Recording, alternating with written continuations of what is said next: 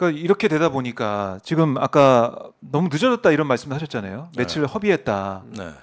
어제도 지적해 주셨지만 이러다 보니까 경찰 수사도 세워라 내워라.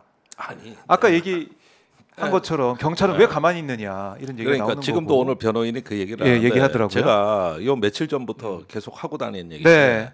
자 우리가 지금 이 사건에 박정원 대령의 항명이냐 외압이냐 지금 이 얘기만 하고 있을 때가 아니에요.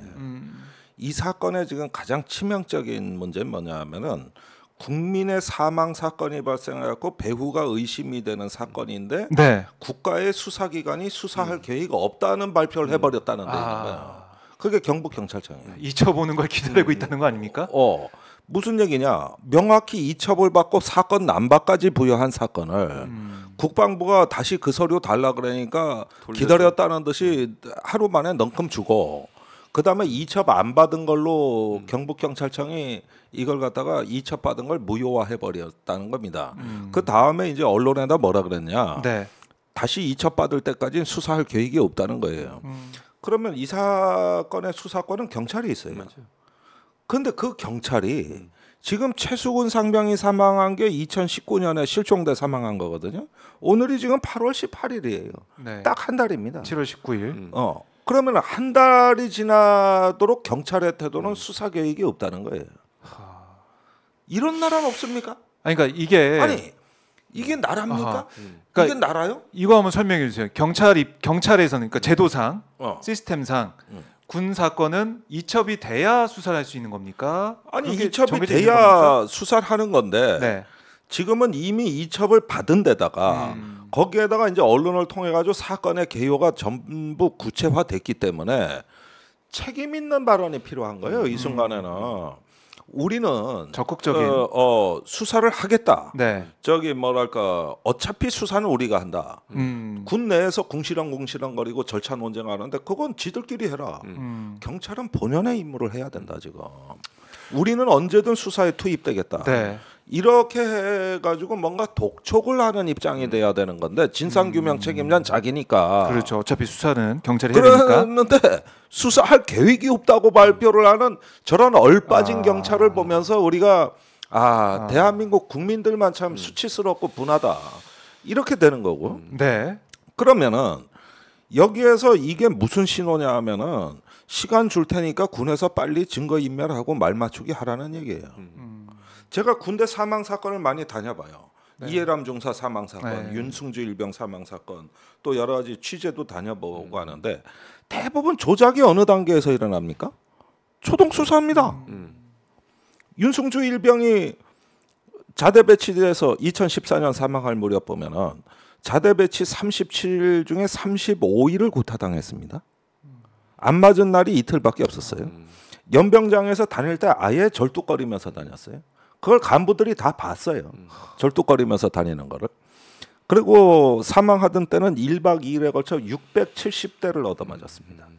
그랬는데 누가 봐도 부검의도 뭐 볼 것도 없이 이건 온몸이 멍투성이고 그냥 거기서 쇼크사로도 사망한 건데 그 수사 초동 수사를 대충 뭉개고 군 수사기관이 유족 찾아가서 뭐라 그랬는지 아십니까?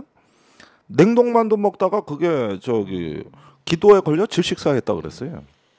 아니 부검 결과도 안 보여주는 거예요. 이것도 안 보여주는 거예요. 100% 조작입니다. 그러니까 이때가 중요한 건데 그러면서 이미 피의자 가해자들을 살인죄가 아닌 상해죄로 해가지고 죄명을 낮은 걸로 낮춰가지고 이미 기소를 해버린 겁니다. 그래서 그렇게 속아 넘어갔는데 나중에 군 수사 자료가 발각이 된 거예요. 그거를 제때 상급기관이나 외부에서 그 수사 기록을 장악했더라면 이게 이렇게 죽음의 배후가 뒤바뀔 수 있는 겁니까? 본인 잘못으로 죽은 게 돼버렸는데 이해람 중사 사건 어떻습니까? 2021년 3월에 성폭행을 당했어요. 그런데 그 뒤에 수사 과정에 밝혀지지만 회식 때 불려 나갈 때마다 성추행 등을 당했어요. 거의 매번. 그러다가 문제가 된 그 시점에는 차 안에서 강도 높은 성폭행을 당했어요. 적법한 절차로 본인은 신고하고 군 상담사를 찾아가고 다 했다고. 그런데 공군 법무실장이 불구속으로 수사해라. 그러면서 분리가 제대로 안 이루어지니까 이번에는 또 그 가해자 부사, 동료 선후배 부사관들이 피해자한테 회유 압박이 들어오고. 이렇게 되니까 성폭행 때문에 극단적 선택을 한 게 아니고 50일도 더 지나서 그 극단적인 선택을 하기에 이르는 건데 명백히 2차 가해가 원인이거든. 그러면은 거기서 이것도 적법하게 그 본인은 다 신고 절차를 했고 사법 절차 다 했고 상담사 찾아갔는데 상담 보고서에 나중에 뭐라고 써 있느냐? 상태가 심각하지 않아 극단적 선택의 우려는 없다고 써 있어요. 그러니까 다 외면당한 거야. 그러니까 죽음에 이르게 된 거지. 이게 죽음의 배후요. 그리고 초동 수사는 다 틀려먹은 거예요. 그러다가 이제 사망하고 문제가 되니까 이번에는 또 다 잡아들였어. 뭐 사유불문 다 잡아들였는데 걔 중에 한 명은 또 억울하게 잡혀갔는데 그 사람이 2차 가해자 낙인을 받아가지고 감옥 안에서 또 극단적 선택을 해. 근데 그 유서에 보면 어떻게 돼 있냐면 이해람 중사가 무슨 일을 당했는지 몰랐고 단지 자기가 이제 질책을 하고 이 중사를 단속하려고 했던 거는 밖에 나가 회식을 했다는데 그게 방역수칙 위반이거든. 그랬었죠. 그때 6인 이상 못 모이게 돼 있었다고. 맞아요. 근데 민간인이 섞여가지고 방역수칙을 다 위반했다고. 그러니까 자기는 그 근무기간 위반 그거를 질타한다고 하다가 어쩌다가 내가 2차 가해가 됐다. 네. 그래서 죽음으로 사죄한다고 써 있어. 그러면은 이게 그 군부대나 그 군의 사법기관이 제 역할을 못 하니까 어떤 사람은 또 2차 가해 낙인 찍힌 게 그게 또 너무나 충격적이고 자기 인생이 무너졌는데 결국 자기도 성폭력범이 된 거예요. 그런데 이 내용이나 이거에 만한 적합한 관리를 안 해주니까 방역수칙 위반한 부분에 대해서 얘기를 하다가 엄청나게 큰 죄를 져버린 거지. 그 마음의 고통을 이기질 못한 거예요. 이런 겁니다. 사망 사건은. 근데 지금 어떠냐? 한 달이 넘도록 수사 착수도 못했다. 그런데 경찰은 수사할 계획이 없다 그랬다. 그러면은 당연히 이때 증거 인멸 일어나는 거고 말 맞추기 하는 거고. 크죠. 당연히 그런 거고 그 사인을 이미 준 거예요. 국방부가 이거는 꼭 뭐 사단장까지 처벌하면 사단은 누가 지휘하냐 이런 말이 나도니까 이게 명확히 사인을 준 거거든요. 네. 그러면은 그걸 듣는 지휘관들은 바로 증거 인멸하게 돼 있습니다. 어떻게? 부하들한테 말 맞추는 거죠. 그 카톡은 이런 뜻으로 보낸 거야. 내 뜻 알지? 뭐 이런 식인 거지. 나중에 이제 수사 받을 때 진술할 때 그런 식으로 증거 인멸해 가지고 사단장이 자기 책임을 부하한테 뒤집어 씌운 유명한 사건이 있어. 아주 내가 보니 교과서 같은 사건인데 옛날 육군 17사단에서 한 병사가 임진강에 부유물이 많이 떠내려온 포구 직후라 가지고 그걸 청소하러 임진강변에 나갔다가 익살했어요. 지금 사건하고 비슷해. 그랬는데 사단장이 그걸 동료 병사를 구하려다가 대신 사망한 의인으로 둔갑을 시켰어. 사실 단순 사고인데. 그래가지고 그 언론사까지 직접 불러맞다고 사단장이 막 설레발을 치가지고 KBS, MBC 다 갔어요. 촬영도 하고 보도도 나갔는데 며칠 후에 부대원들이 제보가 시작된 거예요. 조작입니다. 그러니까 이제 사건이 까꾸로 된 거야. 사단장이 이거 갖고 언론에 잔뜩 위신을 세워놨는데 조작으로 돼서 이제 조사가 들어오니까 연대장이 그랬다. 그래가지고 연대장이 좌천이 돼요. 그래가지고 이제 어디 육사 가서 뭐 교수 연구부 이런 데 들어가가지고 이제 진급이 안 돼. 그 사이에 사단장은 3스타로 진급을 해. 그래가지고 요직에 진출했는데 이 연대장이 그때까지는 참았어요. 근데 어느 날 언론을 보니까 사성 진급 대상자의 물망에 오르는 거예요. 그래서 이건 아니지. 저 사람이 사성 장군 되면 우리 군대 망하지. 저 거짓말쟁이가. 이래가지고 국민권익위에 진정설래요.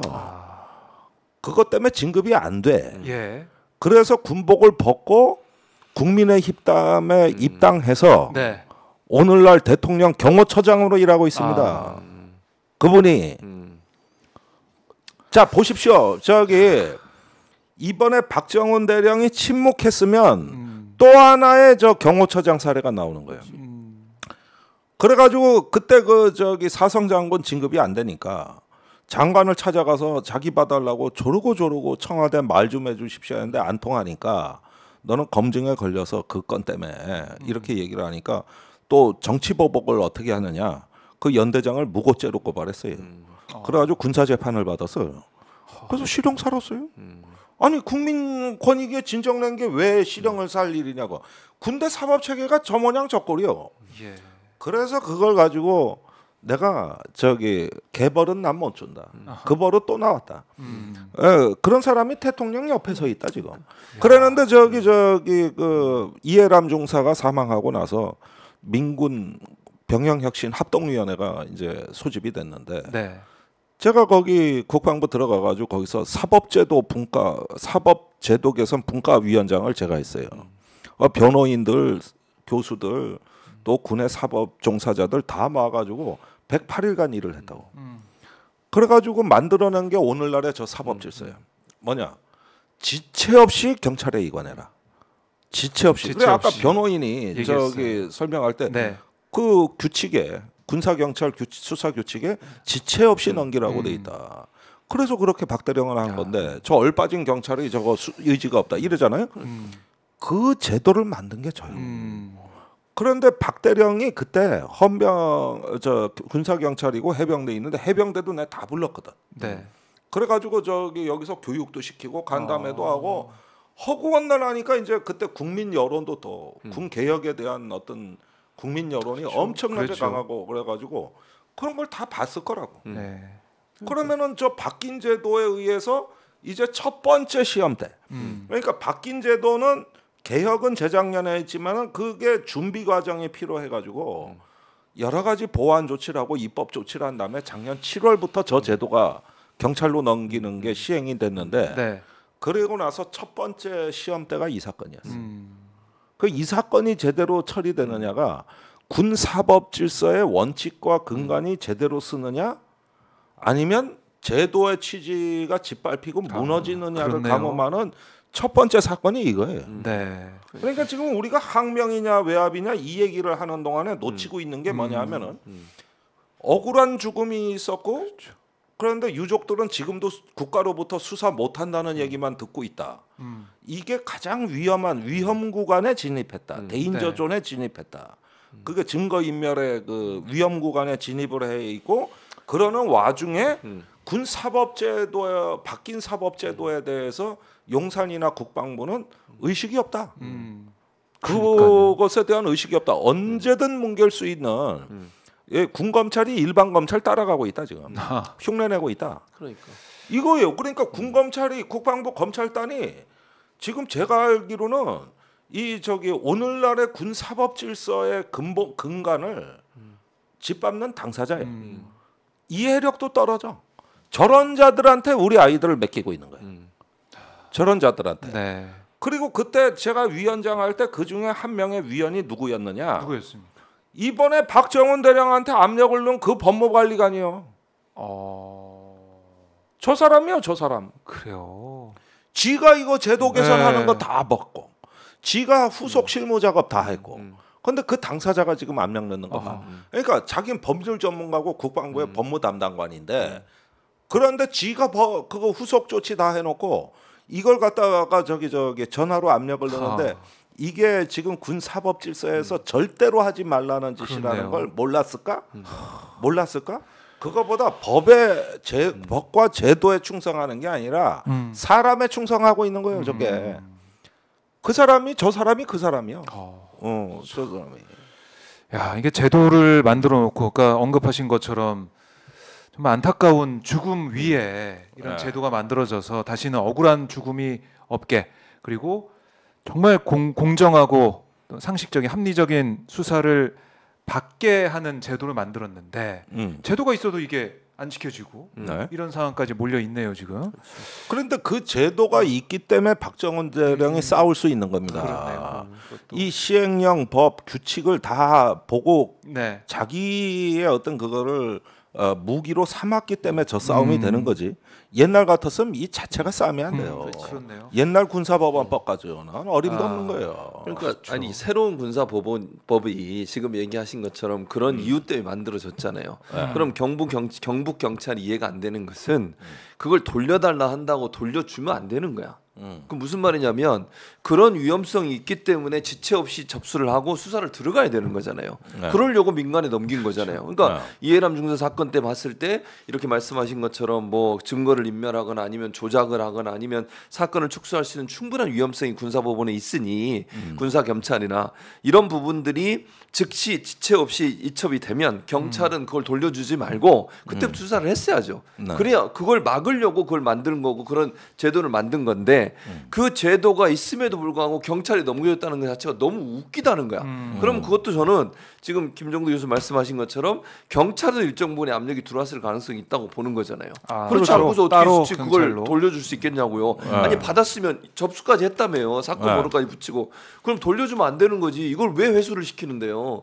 아니 군대에서 그렇게 했을 때는 군대가 그렇게 할 수 있는 위험성이 있기 때문에 그렇죠. 이걸 이첩을 한 거잖아요.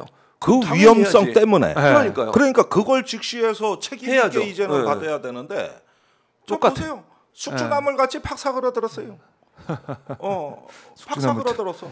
저런 경찰 믿고 앞으로 이첩할 거 생각하니 아저 안 내가 되지, 그러면. 앞이 캄캄한 거야. 앞이 캄캄. 그렇네요. 너마저도 이래? 너마저도? 참 누굴 믿어야 되나 이런 생각밖에 안 드는데 본질을 우리가 놓치고 있는 이 상황. 본질이 최상병의 억울한 죽음 진상 규명하는 건데 이 안 되고 죽음의 있어요. 배후에는 무엇이 있는가? 네. 이게 본질입니다. 그걸 통해 가지고 우리의 그 진실에 대한 갈증을 풀고 네. 다시는 이와 같은 억울한 일이 없도록 법과 원칙에 의해 가지고 이 문제를 푸는 게 국가의 품격입니다. 그 국가의 행동 하나하나 손가락 끝에서 국가는 살아나는 거고 그걸 통해서 우리 군이 이제 개혁된 군대 면모를 보이는 거거든요. 네. 근데 이 죽음의 배후에 있는 걸 가리고 싶어해요. 그때요 네. 최상병뿐만 아니라 3명이 격리에 맞아, 같이. 쏠려갔습니다. 네, 그렇죠. 그러면 이건 집단으로 들어간 거고 짓하면 집단 참사가 될 뻔한 사건이에요. 현장의 지휘가 이런 부분으로 내몰리는 건 정치적 이유 때문에 그거 한 겁니다. 실제 실종자 수색하고도 무관해요. 그때 폭우 때 이거 보여주고 싶어가지고 카메라 부르고 언론 부르고 해가지고 그 전에 이미 기사가 엄청나게 나가고 있었어요. 1년 전에도 그랬어. 작년 폭우 때도 네. 대통령 집에 갇혀 못 나올 때 유독 포항에서 1사단이 대활약을 했거든. 그걸 다시 많이 보도가 재현하려다 됐죠. 보니까 네. 그때 상륙돌격 장갑차가 넓은 지역에 그 포항은 바다를 끼고 있어가지고 수색하는 장면이 시내. 온통 언론에 화제가 예, 됐는데 시내에서 그래서 이번에도 장갑차를 보낸 거예요. 근데 여긴 강물이라 가지고 써먹을 데가 없어. 그런데 신문에는 그게 단한 거예요. 그러니까 이거는 현장에 사단장도 직접 왔어. 자꾸 현장 지휘관 하는데 현장 지휘를 한 사람이 사단장이요. 현장 지휘를 한 사람이 네. 단지 사망 당시에 없었다 이 얘기지. 그걸 요렇게 가라 저렇게 가라 복장은 이래라 경례 똑바로 하라까지 다 했는데 이 이상 현장 지휘하는 지휘관이 어디 있습니까? 네. 그랬는데 이 사단장이 언론에 나와가지고 사건 직후에는 부하의 죽음에 내가 책임을 지겠다 이래가지고 내가 한 방송에 나가는데 진행자가 오랜만에 군인다운 군인 나왔습니다. 그래가지고 책임진다는. 칭찬을 또 받아. 책임진다는 말이 나와서 그랬죠. 그리고 나서 뒤에 수사가 들어갔을 때 그 수사단에 이렇게 진술을 한 거예요. 나는 물에 돌아가는지 몰랐어. 그리고 빈소에 가가지고 처음 알았어. 근데 카톡에 지시한 게 다 나오거든. 네, 다 공개가 됐죠. 다 나오거든. 몰랐다? 그러니까 박정원 대령 입장에 이자는 반드시 수사해야 돼. 과실치사 혐의가 너무 크다. 근데 언론에서는 책임진다고 해놓고 진술을 거짓말로 한 거를 찾아내는 거예요. 네. 이렇게 되니까 결국 어떻게 되겠습니까? 이건 빨리 경찰로 넘겨서 사실은 7월 19일 날 그 사건이 일어나고 저 양반이 1사단장인 것 같아요. 임성근 1사단장인데 그 진심으로 추모를 했는지 자기 살 길 찾아냈는지 모르겠는데 이 일이 있고 나서 장관 결재를 받은 거는 7월 30날이거든요. 네. 사실은 난 그것도 좀 늦었다고 봐요. 아, 더 빨리 하는 게 7월 19일에서 좋지 30일 않았을까. 그런데 사이. 8명이나 되는 혐의 대상자다 보니까 네. 한 열흘 정도 시간이 걸린 거예요. 다 이제 조사를 했어야 되니까요. 그리고 이제 이첩은 더 늦출 수가 없는 거예요. 네. 근데 여기서 중단해라 늦춰라는 이거는 경찰하고 시간 약속이 돼 있는데 그게 8월 원래 1일이었는데 그 국회도 설명해라 언론 브리핑도 해라 그래서 경찰에 그것 때문에 하루만 늦추시다 해서 8월 2일로 연기한 거예요. 그래놓고 이제 저기 언론 브리핑 준비하는 날 언론 브리핑도 하지 마, 네. 이첩도 하지 마. 취소됐어요. 이랬는데 이 자체는 전부 외압이거든요. 이거 전부 불법이고 외압이거든. 네. 그다음에 지금 하고는 법률 검토가 필요했지 사단장 빼라는 얘기 한 적 없다는데 법률 검토를 왜 하는데 국방부가 할 필요가 없죠. 넘기면 그렇지. 되죠. 그리고 조사본부에 넘어가는데 보니 똑같구만 뭘. 지금 똑같이 나오고. 그러면 또 조사본부가 권하는데 이번에는 조사본부를 항명죄로 걸 겁니까? 이번에 조사본부 이첩도 막으실 겁니까? 그러니까요. 어? 그러니까 저는 이런 생각도 들더라고요. 그 보도를 보면서 동아일보가 단독 보도에서 뭐 국방부는 뭐 부인하고 있는 멘트도 나오던데 어쨌든 그걸 보면서 그거 그냥 받아쓰기 하는 거야. 네, 그거 그냥 어? 이제 이첩해서 어. 조용히 좀 마무리하는 끝내고 싶은 생각이 있는 것 같아요. 그러니까 외압 의혹 누가 윗선인지 이 얘기가 나오니까 아니, 그게 아니라 더 이제 검토 법적인 검토 하려고 그런 거고 봐봐 똑같은 결과 아니냐 외압 없었어 그렇게 하려는 것 같은데 그렇게 좀 마무리가 될 것 같습니까? 어떻습니까? 마무리가 안 되지. 마무리가 안 생각을 돼. 해보세요. 네. 이게 아까도 말씀하셨지만 기본적으로 경찰에 넘으면 경찰이 또 수사를 하잖아요. 내용을 보고 관련자도 불러가지고 할 거고 그리고 나서 검찰로 넘어갈 거고 이런 그렇죠. 단계를 거칠 경찰, 텐데 검찰. 해병대 수사단이 할 일은 기초적인 수사를 하는 거예요. 그래서 수사 내용에 대해서 결과를 이쪽으로 이첩을 하는 것이고 그 절차에 국방부가 개입을 하고 그다음에 국방부의 관련자들이 개입을 해가지고 좀 이걸 좀 바꾸려고 했던 거잖아요. 네. 근데 이 문제에 대해서 넘기고 그걸 법률적 검토 때문에 그렇게 했다고 하는 것은 지금까지 한 행동을 보면 그거하고 말이 안 맞다는 거야. 아니 법률적 말이 안 검토는 차관이 뭐 전화를 하고 법무관리관이 전화를 해가지고 처음에는 사인한 것도 몰랐다는 거 아니에요. 그러니까 박정훈 대령이 사인한 거 있다나 지금 그 국방부 네, 장관이 깜짝 사인까지 놀랐다는 했다. 거죠. 잠깐 끊고 알아보겠다고 했다는 거 아니에요. 네. 제대로 파악이 안 된 상태에서 급하게 뭔가를 막아야 될 이유가 있었기 때문에 그런 행동을 한 거예요. 정상적인 행동이라 보기 어렵고 그렇다고 하면 이게 이첩되는 게 이제 중요한 게 아니야. 지금 상황에서는 그걸 덮을 수가 없어. 왜냐면 아까 말씀하신 것처럼 박정훈 대령이 다 공개를 하는 바람에 네. 더 이상 축소는 못해. 그러니까 이제는 덮으려고 하는 게 뭐냐? 윗선 개입을 덮으려고 하는 거예요. 그 얘기 안 나오게. 그렇지. 대통령실까지 개입되고 있다는 의혹이 나오는 상태에서 이 부분을 덮고 그냥 이제 일사단장은 포기하고 넘기려고 하는 것 같은데 그렇게 해서 문제가 해결된 문제가 아니야. 이건 그대로 가야 되지만 네. 실제 이 과정에서 누가 압력을 넣어서 압력을 넣나. 이거를 바꾸려고 했는지에 대해서 반드시 자. 진상을 밝혀야죠. 네. 작년 10월 21일 날 서욱정 국방장관이 구속됩니다. 그때 그 구속된 죄명 혐의 사실이 뭐냐? 네. 2019년에 서해에서 해수부 공무원 이대진 씨가 북한군 총격으로 피격돼 사망을 했어요. 네. 이때 당시에 군에서 북한군끼리 교신한 내용을 감청을 했다고. 그런데 이 분량이 엄청나게 많아. 그냥 음성이 나오는 것만 모아들어도 8시간이에요. 그러는데 장관이 그 사건이 그때 NSC도 열리고 뭐 하도 긴박하게 돌아가고 해가지고 장관이 이거 이제 위기 관리를 하는데 네. 그 교신 내용 감청 기록을 밈스라는 군사 통합 정보 처리 체계에 통째로 띄워놓은 거예요.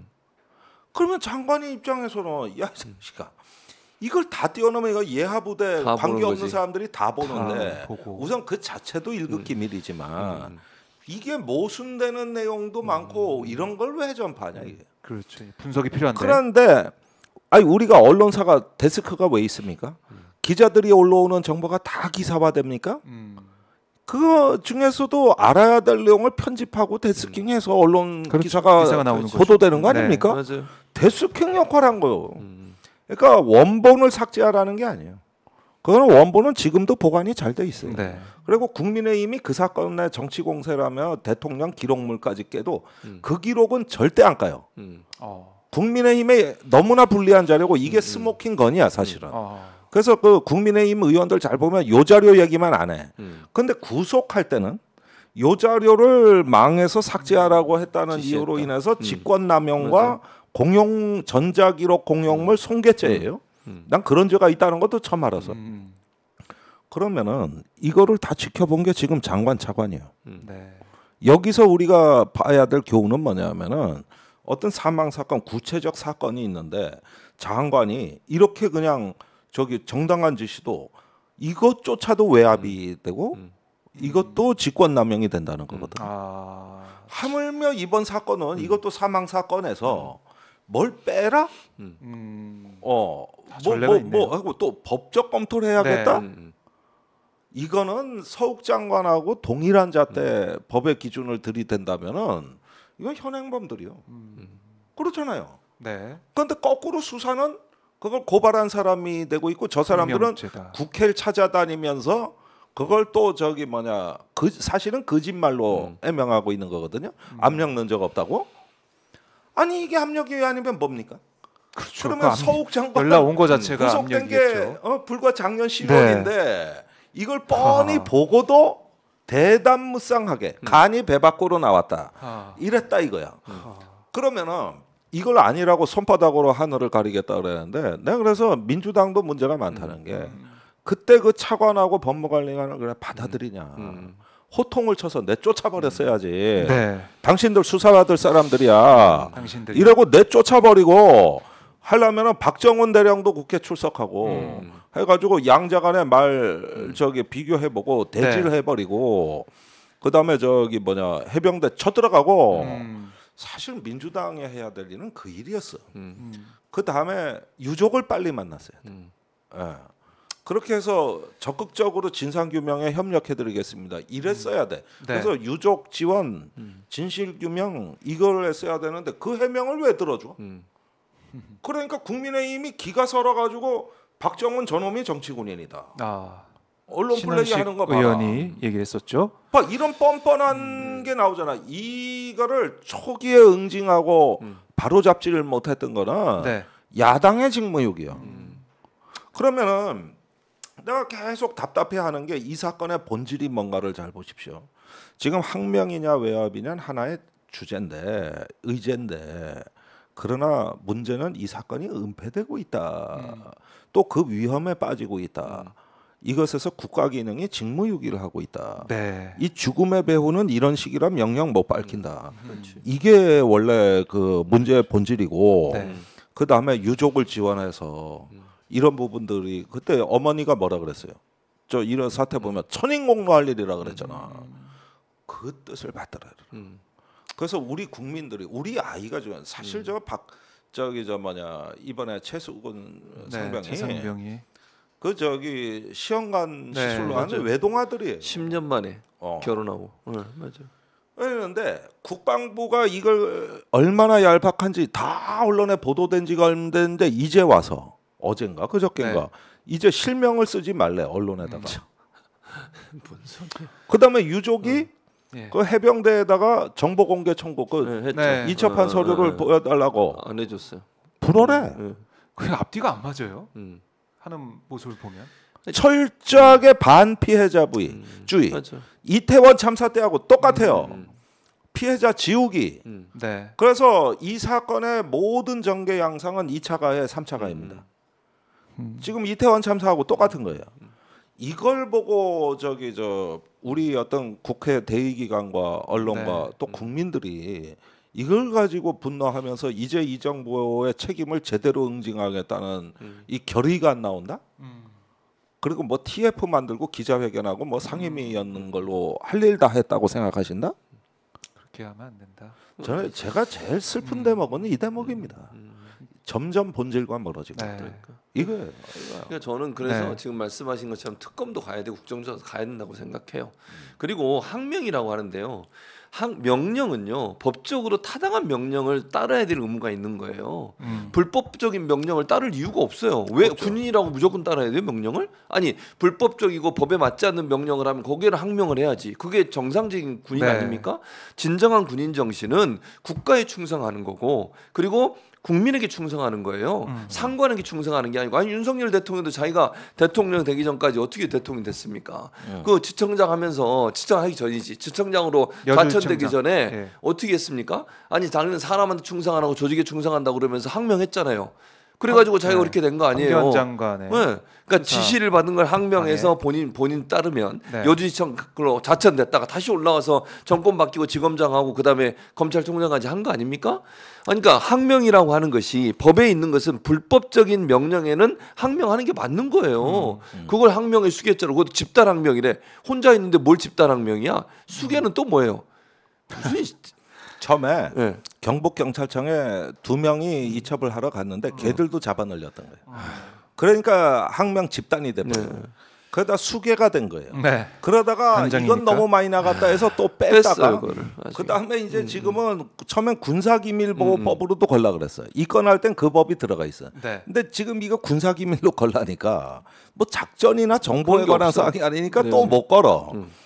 그러다가 저기 뭐냐 이번엔 또 유족에 대해서는 적당히 유족을 또 따돌려야 되니까 장관 편지를 보냈다가 엄정하게 의혹 없이 수사하겠다 그러니까 그래요 그럼 잘해 보여줘. 그러니까 또 잠궈서 또 걸어 잠궈 안 된다고 네, 또 그래. 네. 앞뒤가 앞뒤가 안 하나도 안 맞아. 음. 전부 다 거짓말이야. 네. 전부 다 거짓말이고 한 번 거짓말하면 반드시 또 거짓말하게 돼 있어요. 반드시. 네. 예.